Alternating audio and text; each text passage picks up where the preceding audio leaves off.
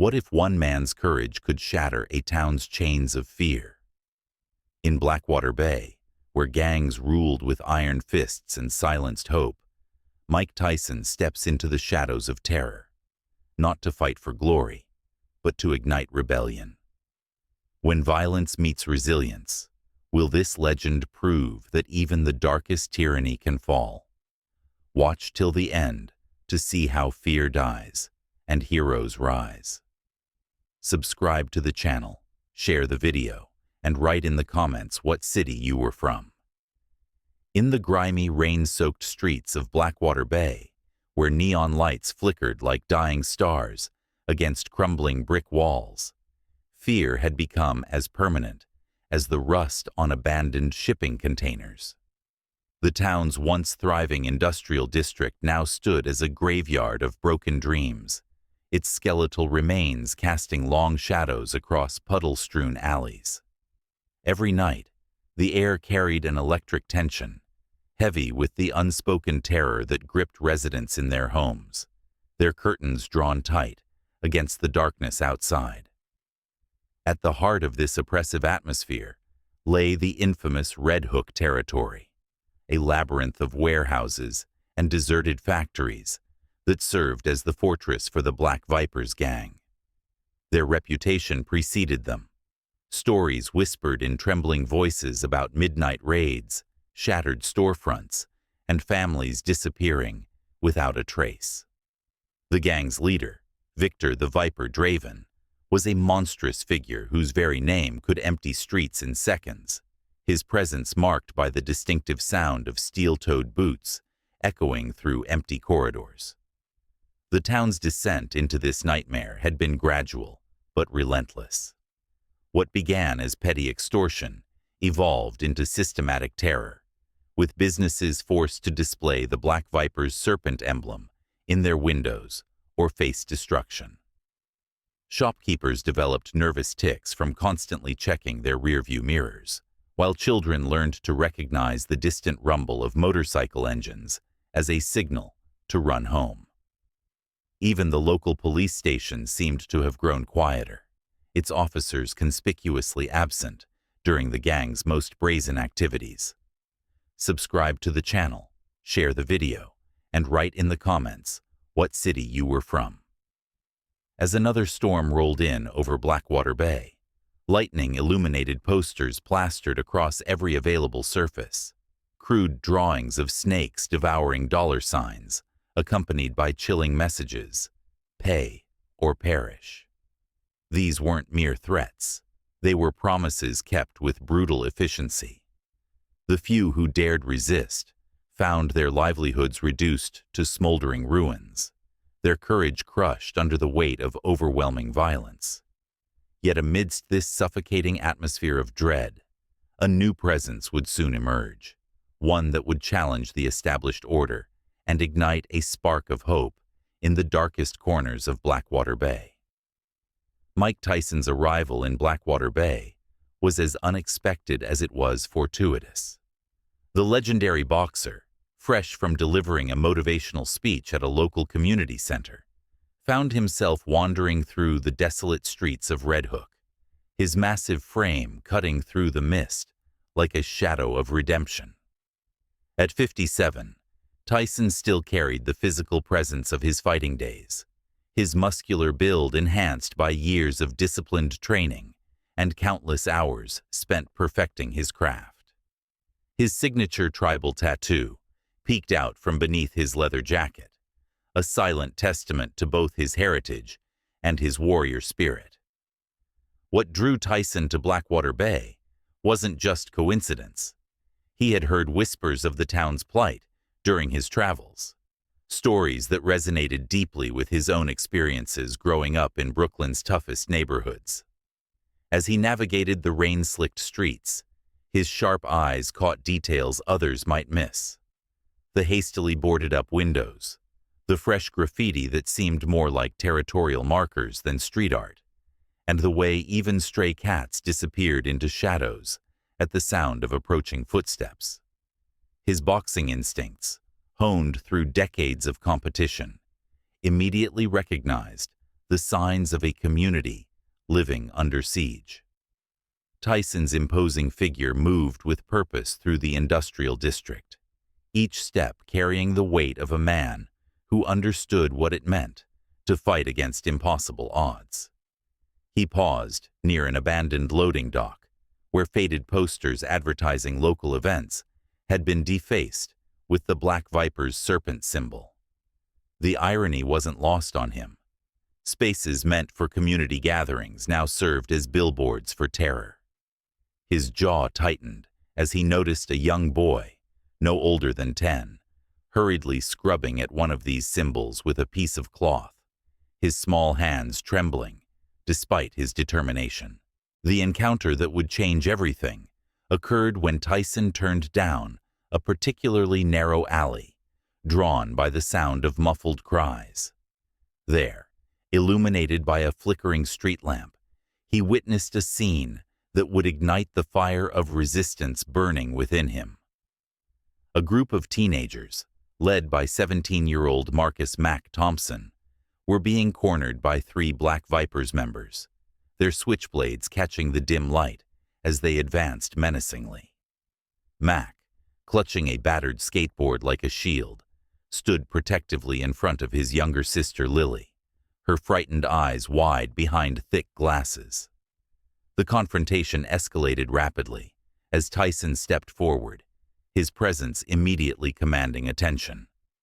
The gang members, initially dismissive of this stranger in their territory, quickly realized they were facing someone extraordinary.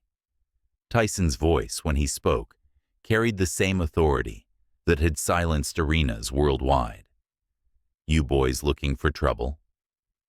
The question hung in the air like a challenge, his New York accent cutting through the tension like a blade. The gang members exchanged uncertain glances, their bravado wavering in the face of this unexpected opponent.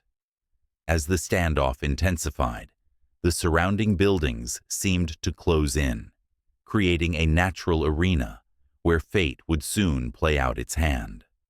The rain continued to fall, mixing with the cold sweat of fear on the teenagers' faces, while Tyson's expression remained resolute. In that moment, as the first drops of blood would soon be spilled, the entire neighborhood held its breath, unaware that their long nightmare was about to collide with a force that neither bullets nor blades could intimidate: the iron will of Mike Tyson. The confrontation exploded into chaos as the first gang member lunged forward, his switchblade flashing toward Mack. Without hesitation, Tyson moved with the speed and precision that had made him a legend in the ring. His left hand shot out, catching the attacker's wrist with bone-crushing force, while his right fist connected with devastating accuracy to the man's solar plexus. The impact sent the gang member crumpling to the ground, gasping for air as his weapon clattered across the wet pavement. The remaining 2 assailants attacked simultaneously, their movements coordinated with practiced brutality. One swung his blade in a wide arc, while the other attempted a low strike to Tyson's legs. Tyson's boxing instincts took over, his body executing a perfect bob-and-weave maneuver that left his attackers off balance. With a powerful uppercut, he sent the first attacker sprawling backward into a pile of crates, the wood splintering under the force of the impact. The second gang member managed to slash at Tyson's jacket, but the cut only seemed to fuel his determination.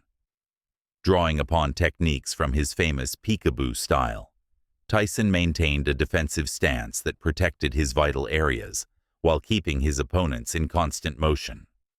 When one attacker tried to circle behind him, Tyson spun with surprising agility for a man of his size, delivering a thunderous hook that sent the gang member crashing through a wooden pallet. The sound of splintering wood echoed through the alleyway, mixing with the terrified whimpers of the trapped teenagers. Subscribe to the channel, share the video, and write in the comments what city you were from. The final gang member, realizing he was outmatched, pulled a small handgun from his waistband. Time seemed to slow as Tyson assessed the situation. Drawing from his experience in high-pressure situations, he feinted left before surging forward with explosive power. His shoulder connected with the gunman's chest, sending both men tumbling to the ground. The gun discharged harmlessly into the air as Tyson's iron grip secured the weapon, his fingers closing around it with practiced control, born from years of handling equipment in the gym.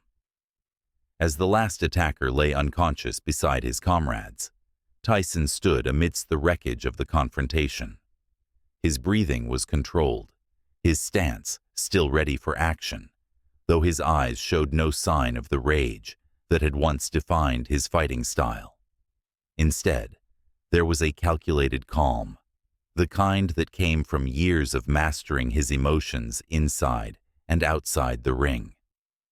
The teenagers stared at him in awe, their fear gradually giving way to something else. Hope. Mac's voice trembled as he whispered, You're Mike Tyson." While Lily clutched her brother's arm, her glasses fogged from rapid breathing, the aftermath of the battle revealed the true extent of Tyson's control and discipline. Not a single punch had been thrown in anger. Each movement had been precise, calculated, and necessary. The gang members lay unconscious but alive, their weapons rendered useless without a single shot fired in earnest. Tyson's jacket bore the slash mark as a badge of honor, proof that even legends could bleed, but never break. As he helped Mac and Lily to their feet, his voice carried the same authority that had once commanded respect in the squared circle. This ends tonight. The victory in the alley triggered a chain reaction throughout Blackwater Bay's underworld. Within hours, news of Tyson's intervention reached Victor Draven's inner circle, setting off a series of increasingly desperate and violent responses. The Black Vipers, feeling their grip on the territory slipping, launched a campaign of terror unlike anything the town had seen before. Storefronts that had previously displayed their serpent emblem were now targeted with military-grade explosives, reducing entire blocks to smoldering ruins. Families who had dared to speak Tyson's name found their homes surrounded by masked figures in the dead of night, their windows shattered and walls spray-painted with death threats written in blood-red paint. Draven himself emerged from his fortified compound, leading a convoy of black SUVs through the streets like a harbinger of doom. His presence was accompanied by an eerie silence, as if even the rats knew to stay hidden when the serpent slithered through their domain. The gang's enforcers, emboldened by their leader's fury, began patrolling in larger numbers, their weapons more visible and their methods more extreme. They stopped at nothing, not even targeting emergency services. Ambulances responding to victims of their violence found themselves ambushed, their sirens silenced forever. Yet amidst this escalating reign of terror, something remarkable began to stir in Blackwater Bay. Tyson's stand in the alley had planted a seed of resistance that refused to be extinguished. Mac and Lily became unlikely messengers of hope, sharing their story with anyone who would listen. Their words spread through the underground network of survivors, reaching ears that had long since stopped believing in heroes.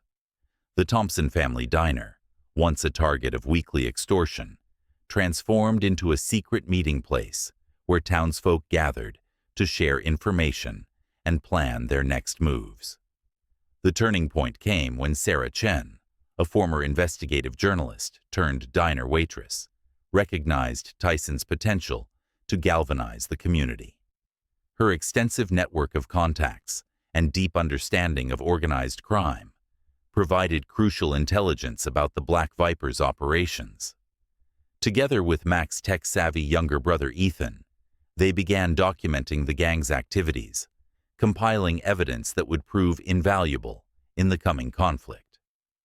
The diner's basement became a command center, its walls covered with maps and surveillance photos, while encrypted communication channels allowed residents to coordinate without fear of interception. As Tyson moved through the town, his presence became a catalyst for change. Shopkeepers who had once cowered behind counters now stood taller, their eyes meeting his with a mixture of gratitude and determination. Children who had learned to recognize the sound of danger now pointed excitedly at Tyson's passing figure, their laughter carrying through streets that had known only silence for too long. The transformation was subtle but undeniable. The collective posture of fear was gradually being replaced by something stronger, something that couldn't be intimidated by threats or violence. The final confrontation unfolded in the abandoned Blackwater steel mill, its cavernous interior transformed into the Black Viper's stronghold. The building's massive steel girders formed a labyrinth of shadows, while pools of stagnant water reflected the harsh glare of industrial lights. Tyson entered alone, his every movement deliberate as he navigated the maze of machinery and catwalks.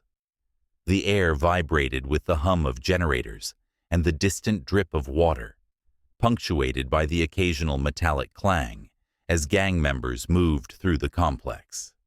Victor Draven awaited him in the central chamber, surrounded by his most loyal enforcers. The gang leader's massive frame was silhouetted against a wall of monitors, displaying security footage from throughout the facility. "You've made a grave mistake coming here, old man." Draven sneered, his voice amplified by the acoustics of the space. Around him, armed men took positions on elevated platforms, their weapons trained on Tyson's solitary figure. The tension was palpable, electricity crackling in the air like before a storm. Without warning, the attack came from all sides. Enforcers rappelled down from the ceiling, their boots striking the metal floor with deafening crashes. Tyson dropped into his fighting stance, his muscles coiled like springs. The first wave hit him simultaneously, but his legendary reflexes allowed him to weave through their attacks. A spinning back fist sent one attacker crashing into a control panel, sparks flying as circuits overloaded. Another lunged with a machete, only to find himself lifted off his feet and slammed into a support beam with bone-shattering force. Draven watched from his command post, his expression darkening as his men fell, one by one. "Take him down," he roared, signaling for reinforcements. The second wave consisted of heavier hitters, men wearing tactical gear and wielding batons reinforced with steel cores. Tyson adapted his strategy, using the environment to his advantage. He kicked over a vat of oil, creating a slick surface that sent several attackers sliding uncontrollably into machinery. The smell of burning rubber filled the air as he executed a series of devastating combinations, each punch landing with the precision of a master craftsman. The battle reached its climax when Draven himself descended from his perch, wielding a pair of custom-forged steel knuckle-dusters. The two titans clashed in the center of the chamber, their impacts reverberating through the structure like cannon fire. Tyson's defense was impenetrable, his guard held high as he weathered Draven's assault. When the opportunity presented itself, he struck with devastating efficiency. A left hook that shattered Draven's weapon, followed by a right cross that sent the gang leader reeling. As Draven collapsed to his knees, the remaining enforcers hesitated, their confidence shattered.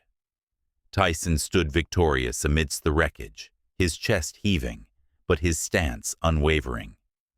The monitors displaying the gang's surveillance footage flickered and died as backup systems failed, plunging the chamber into darkness, save for emergency lighting.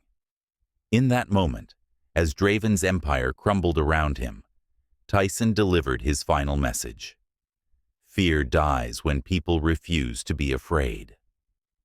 The aftermath of the Blackwater steel mill confrontation rippled through the town like a cleansing wave, washing away years of accumulated fear and corruption.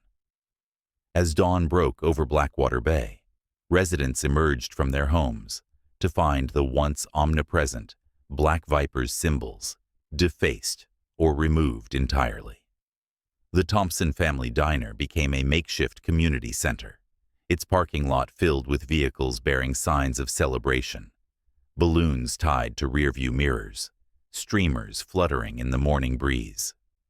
Inside, Sarah Chen worked tirelessly alongside local authorities, piecing together the mountain of evidence collected during the previous night's operation.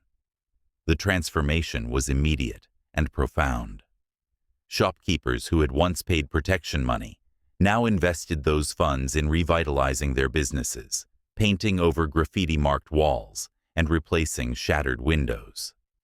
The industrial district, once a ghost town after sunset, buzzed with activity as workers returned to long-abandoned factories and warehouses. Parents felt safe enough to let their children play outside again, their laughter echoing through streets that had known only silence for too long. Even the local police department underwent a dramatic shift, with several officers resigning or facing investigation based on evidence uncovered during the raid. Mac and Lily Thompson became symbols of the town's rebirth, their story featured in national news outlets. The siblings, once terrified victims of gang violence, now led youth empowerment programs aimed at preventing future generations from falling prey to similar circumstances. Ethan's technical expertise proved invaluable in establishing a community monitoring system, ensuring that any attempts to resurrect the Black Viper's influence would be immediately detected and addressed. The Thompson family diner expanded its operations, becoming a hub for social initiatives and job training programs. For Mike Tyson, the victory represented more than just another chapter in his storied life. It embodied the evolution of his legacy, from boxing champion to community protector. As he prepared to leave Blackwater Bay, he handed Mac a pair of his signature boxing gloves, their leather worn from countless training sessions. "Remember," he said, his voice carrying the wisdom of experience. "Real strength isn't about how hard you can hit. It's about having the courage to stand up when everyone else is sitting down." The crowd that gathered to see him off included faces he'd never met, but whose lives he'd changed forever. Shopkeepers, factory workers, teachers, and children, all united by a newfound sense of hope and determination. If you enjoy stories like this, don't forget to subscribe Undercover Insights channel.